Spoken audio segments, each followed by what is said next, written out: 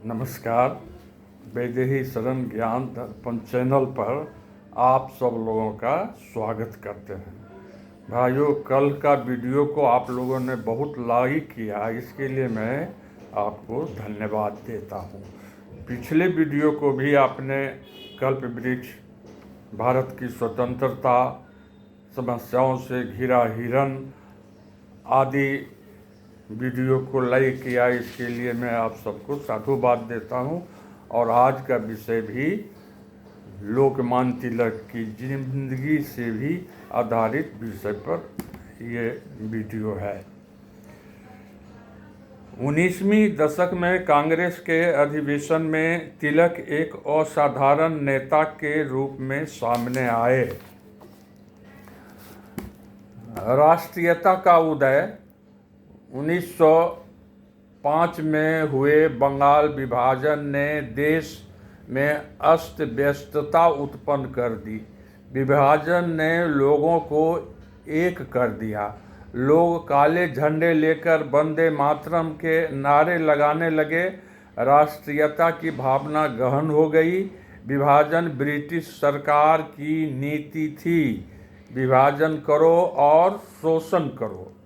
बंगाल में बिपिन चंद्र पाल और अरविंद घोष, पंजाब में लाला लाजपत राय, महाराष्ट्र में तिलक ने अपनी आवाज़ उठाई। उन्होंने लोगों को विदेशी वस्तुओं का बहिष्कार करने को कहा। समुदाय को विचार पसंद आया। कांग्रेस में फिरोज शाह मेहता, सुरेंद्र नाथ बनर्जी और गोखले जैसे नरम दल के लोग वैधानिक आंदोलन के सिद्धांत पर अड़े हुए थे। वे संवैधानिक तरीकों से विरोध करने में विश्वास करते थे। वे बहिष्कार को अवैध और उग्रवादी समझते थे। तिलक का मार्ग उग्रवादी था। वे मानते थे कि सरकार को हिलाने के लिए सख्त कदम उठाना चाहिए, राजनीतिक अधिकारों के लिए संघर्ष करना चाहिए। नरम दलीय दबाव द्वारा ही पाया जा सकता है। हमें लगता है कि उसे सिर्फ सशक्त दबाव द्वारा ही पाया जा सकता है। यद्यपि नरम दल के लोग तिलक के उग्रवादी विचारों से सहमत नहीं थे, किंतु गोखले ने यह स्वीकार किया कि राष्ट्रीय प्रगति के इतिहास में जन समुदाय की भावनाओं को जगाना एक युगांतकारी घटना होगी। तिलक ने नरम दलीय दृष्टिकोण का खंडन किया और बहिष्कार करने पर बल दिया। 1906 में राष्ट्रवादी पार्टी नाम से नई पार्टी बनाई। उसका मुख्य लक्ष्य देश को विदेशी शासन से मुक्त करना और जन समुदाय को आंदोलन में शामिल करना था।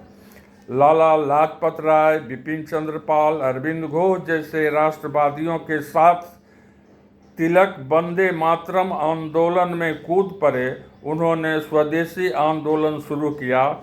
विदेशी वस्तुओं का बहिष्कार प्रदर्शन करने के लिए विदेशी कपड़ों की होली जलाई। विदेशी कपड़े भारत के शोषण के प्रतीक बन गए। 1907 में कांग्रेस के सूरत अधिवेशन में तिलक ने गर्जना की कि स्वराज्य मेरा जन्मसिद्ध अधिकार है और मैं उसे लेकर रहूँगा। 24 जून 1908 को केसरी में प्रकाशित देश का दुर्भाग्य नामक लेख लिखने के कारण आरोप लगाकर गिरफ्तार कर लिया गया। आरोप लगाया गया कि इस लेख के कारण हिंसा भड़क रही है। मुकदमा शुरू होने पर तिलक ने अपना मुकदमा स्वयं लड़ने का निश्चय किया, क्योंकि भारतीय वकील राजद्रोह का मुकदमा लड़ने से हिचक रहे थे। राजद्रोह का अभियोग एक बहाना था। ब्रिटिश सरकार का जन समुदाय के नेता को चुप कराना चाहती थी। एक एक कर तिलक ने राजद्रोह एक्ट और सरकार के दमनकारी तरीकों की निंदा की। उनका भाषण 21 घंटों से भी ज़्यादा चला और अंत तक तिलक ने अपने को निर्दोष कहा, अपना अपराध मानने से इनकार कर दिया। 22 जुलाई को सजा सुनाने से पहले जज ने अपनी आखिरी बात कहने को कहा। लोकमान्य ने कहा, जूरी के निर्णय के बावजूद मैं यही कहूँगा कि मैं निर्दोष हूँ। हमारे ऊपर कुछ और बड़ी शक्तियाँ हैं जिनके इशारे पर मनुष्य और संसार चलता है। तिलक को 6 साल के लिए काले पानी की सजा सुनाई गई। तिलक का अधिकांश समय पढ़ने में व्यतीत होता था। भगवत गीता ने उन्हें हमेशा आकर्षित किया। उन्होंने गीता रहस्य को गद्य का रूप देने का निश्चय किया। गीता रहस्य सरल गद्य में लिखा गया। कर्म क्या है? उन्होंने यह प्रश्न उठाया और सही एवं गलत के उस अंतर्द्वंद को प्रस्तुत किया जो मानव मन को लंबे समय से परेशान कर रहा था। गीता की व्याख्या करते हुए तिलक ने लिखा कि यह कर्म की बात करती है, ज्ञान और भक्ति दोनों की मुक्ति का मार्ग दिखाती है। वे कार्य द्वारा ही प्रतिपादित होते हैं। भगवान कृष्ण ने अर्जुन को युद्ध करने की शिक्षा दी थी ताकि वह धर्म को कायम रखने के कर्तव्य को निभा सकें। 7 जून 1912 को अपनी पत्नी की मृत्यु का तार मिला। गहरा आघात लगा। 44 वर्षों की सहचारिता का अंत हो गया। अंतिम समय में उनके पास नहीं थी। दुर्भाग्य का सामना साहस के साथ करना चाहिए। 1914 में सजा खत्म हुई। होम रूल लोग के साथ सक्रिय राजनीति में कूद पड़े। अशिक्षित जनता के लिए उन्होंने होम रूल लीग की व्याख्या ऐसे की, अपने देश में हमें सही अधिकार प्राप्त होना चाहिए जो इंग्लैंड में अंग्रेजों को प्राप्त है, अर्थात अपने देश का प्रबंध भारतीयों के हाथ में होना चाहिए।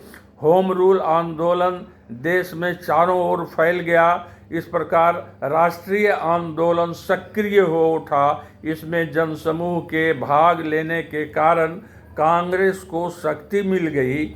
युद्ध के बाद इस समय ब्रिटिश प्रथम विश्व युद्ध में व्यस्त थे। इस आवश्यकता की घड़ी में कांग्रेस, तिलक और अन्य नेताओं ने ब्रिटिश सरकार को सहयोग किया। इसके बदले में वे अपने अधिक स्वतंत्रता और डोमिनियन स्टेट औपनिवेशिक राज्य पद प्राप्त करने की आशा रखे हुए थे। युद्ध में दी गई सहायता का इनाम देने के बदले अधिक प्रतिबंध लगा दिया गया। राजनीतिक गतिविधियों को नियंत्रित कर दिया गया। न्याय के अधिकार कम कर दिए गए। न्यायपालिका पक्षपाती हो गई। बिना किसी सही सुनवाई के सजाएं सुनाने जाने लगी। ऐसा कोई न्यायालय नहीं था जहां भारतीय अपील कर सकें। एक बार फिर देश में अशांति की लहर छा गई। तिलक को मानहानि के मुकदमे में इंग्लैंड बुला लिया गया। तिलक इंग्लैंड में थे तभी 13 अप्रैल 1919 को जलियांवाला बाग के बीभत्स कांड से समाचार विश्व को आघात लगा। ब्रिटिश सरकार की प्रतिक्रिया ने भारतीय जनता को ज़्यादा दुखी कर दिया। निर्मम हत्याकांड की निंदा नहीं की गई बल्कि कर्तव्य की भावना की प्रशंसा की गई।